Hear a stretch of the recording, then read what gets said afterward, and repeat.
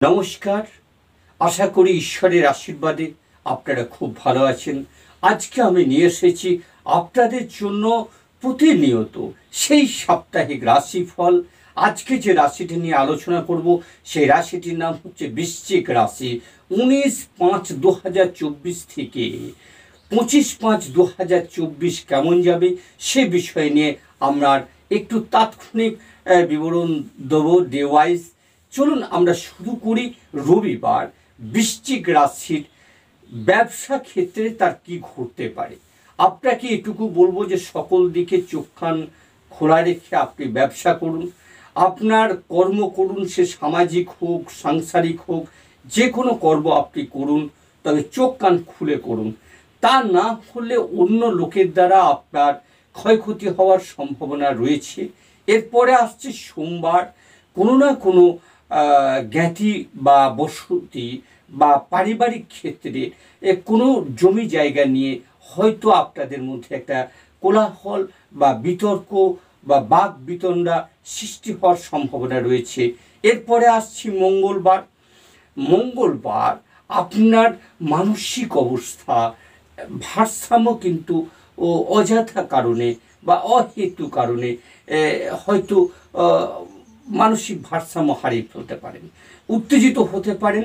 কেউ আপনাকে প্রলোভিত করতে পারে, উত্তেজিত করতে পারে, আপনার বিরুদ্ধে সাজিশ করতে পারে যাতে আপনি ভুল পথে চালিত হন। এরপরে আসছি বুধবার। বুধবার আপনার অর্থনৈতিক অবস্থার পরিপূর্ণতার বিকাশের ফলে বা যে কোনো সম্পদ আপনার রয়েছে বা সম্পদ আপনি আহরণ করেছেন কিংবা কিনেছেন কিংবা তৈরি করেছেন, সেটা হয়তো কেউ নিয়ে নেওয়া এরকম ধরনের কিছু মানসিকতা আপনার মধ্যে তৈরি হতে পারে।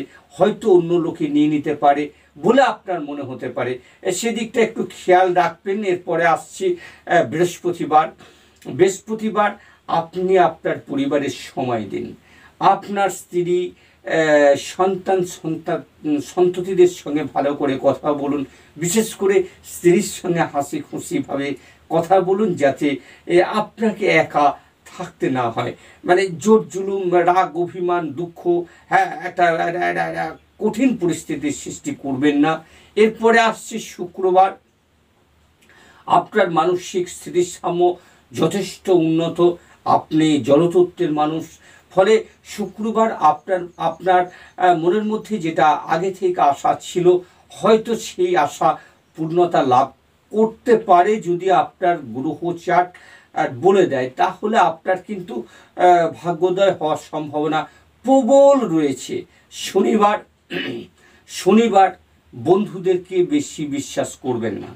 আপনাকে বারবার বলছি বন্ধুদেরকে বিশ্বাস করবেন না, কারণ বন্ধুরাই তাদের মধ্য থেকে যে কোনো কর্ম অন্য লোকে ফাঁস করতে পারে, হয়তো আপনার দ্রব্য হানি ঘটাতে পারে, আপনার মধ্যে বিবাদ সৃষ্টি করে আপনাকে সমাজে ছোট করতে পারে, সংসারে ছোট করতে পারে, বা যে কোনো জায়গায় আপনাকে অপমানিত করার চেষ্টা হতে পারে। এক কথায় হচ্ছে বন্ধুদের দ্বারা আপনার ক্ষতি হওয়ার সম্ভাবনা রয়েছে। তো যাই হোক, আপনি মঙ্গল প্রধান লোক হয়ে ঈশ্বরের প্রতি অগাধ ভক্তি বিশ্বাস রাখার সঙ্গে সঙ্গে জয় শ্রী হনুমান বা জয় শ্রীরাম বলে আপনি আপনার দিনটা শুরু করুন আর শেষ করুন। ভালো থাকুন, সুস্থ থাকুন।